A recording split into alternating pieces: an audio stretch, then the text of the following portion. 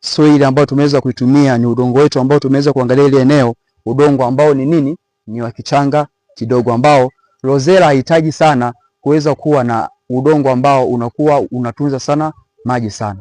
Kwa hiyo baada ya kuweza kuandaa, ili hapa ni shamba letu, space ambazo tumeweza kuweka kati ya tuta moja na tuta jingine, kama hapa tunavyoona ni kiasi cha sentimita 95, na pia wakati ni upandaji tumeweza kutumia space ya 60, yani mche kwa mche kama hivi. Unaweka hapa, kipimo chako ni sentimita 60, unakiweka hapa unaweka shimo na hapa unaweka shimo, unaweka mbegu mbili na hapa unaweka mbegu mbili. Pia usisahau kuweza kusubscribe kwenye channel yetu na pia kuweza kushare na kuweza kutoa comment. Lengo la kuweka mbegu mbili kuweza kusupport kwamba mbegu moja isipoota itaweza kuota mbegu nyingine, na pia lengo la kuweza kuweka space ya 60 kwa plant to plant, yani kwa mche kwa mche, lengo liweze kupata cha kwanza chakula chake chenyewe kiweze kujitengenezea ni vizuri,